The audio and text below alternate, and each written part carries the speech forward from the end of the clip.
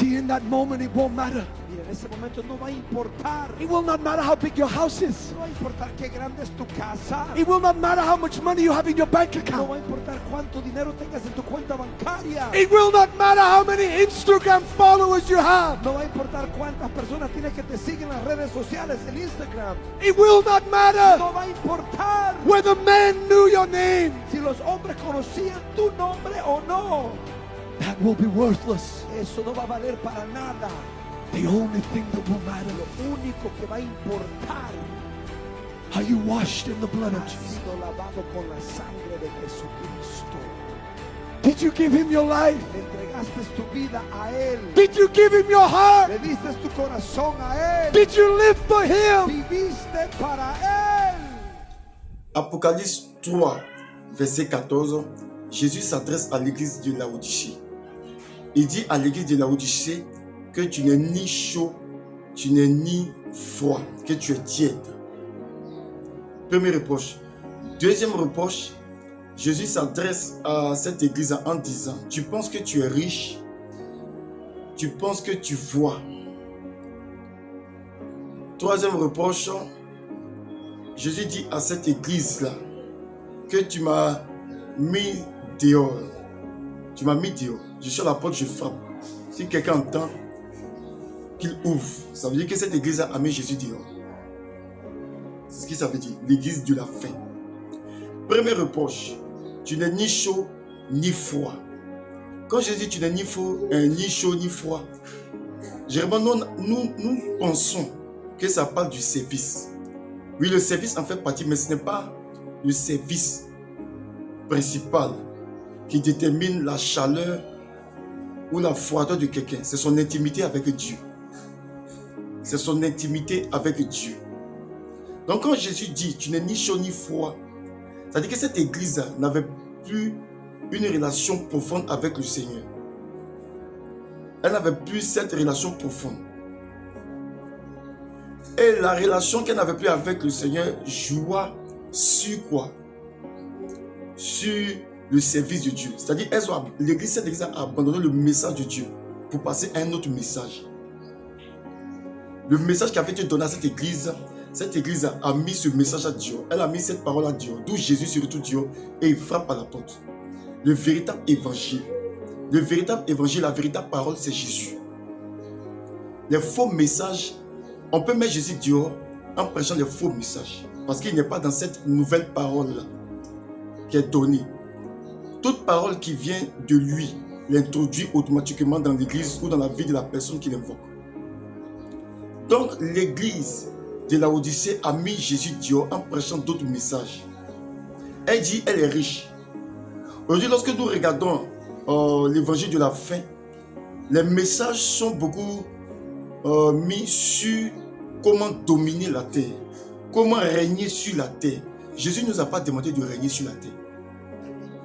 Aucun passage nous invite à régner sur la terre. Il n'y a pas de passage.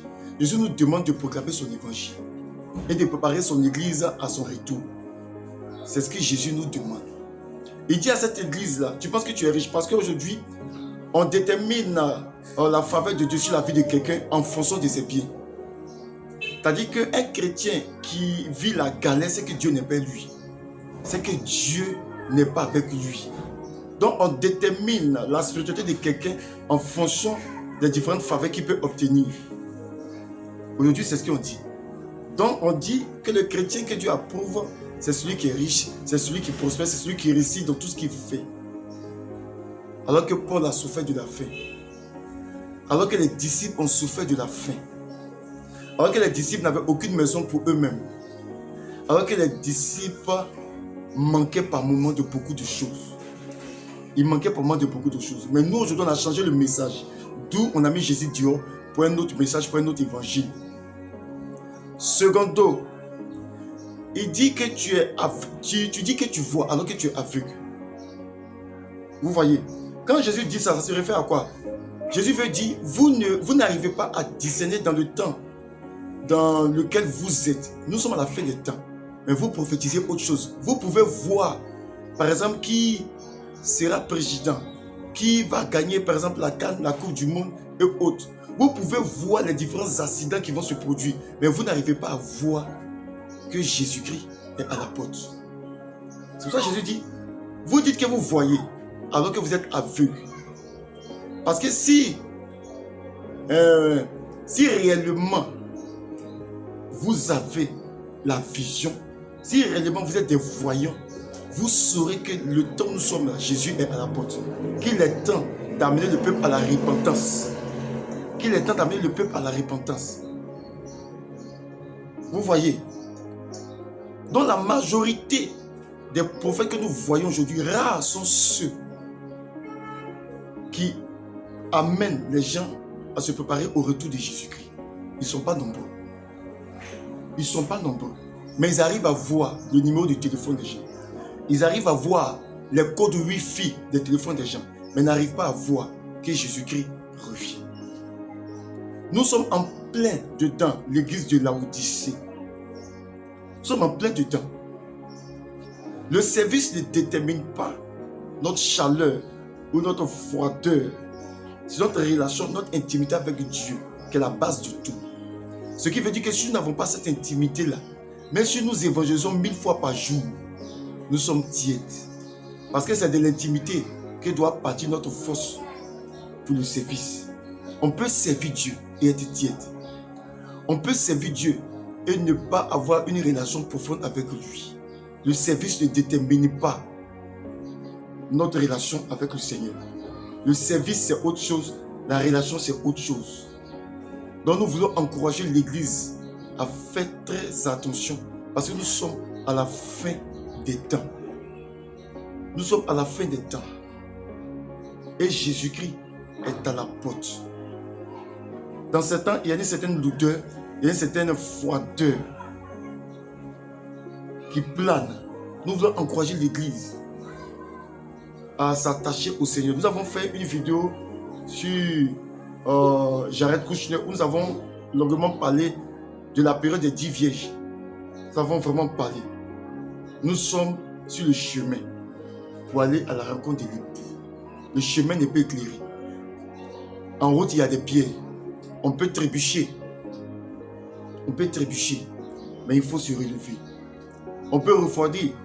Mais il faut aller vers celui-là qui peut nous réchauffer, qui est le Saint-Esprit, parce qu'il est le feu. Il peut nous réchauffer. Il peut nous bouillonner, si je peux m'exprimer ici.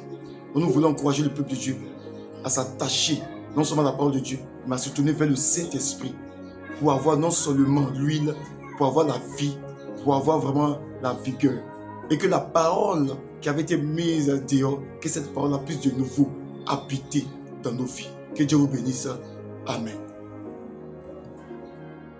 See, in that moment, it won't matter. Mira, en ese momento no va a importar. It will not matter how big your house is. No va a importar qué grande es tu casa. It will not matter how much money you have in your bank No account. va a importar cuánto dinero tengas en tu cuenta bancaria. It will not matter how many Instagram followers you have. No va a importar cuántas personas tienes que te siguen en las redes sociales, en Instagram. It will not matter No va a importar whether men knew your name. si los hombres conocían tu nombre o no.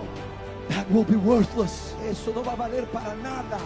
The only thing that will matter, Lo único que va a importar are you washed in the blood of ha Jesus? sido lavado con la sangre de Jesucristo. Did you give him your life? Le entregaste tu vida a Él. Did you give him your heart? Le diste tu corazón a Él. Did you live for him? Viviste para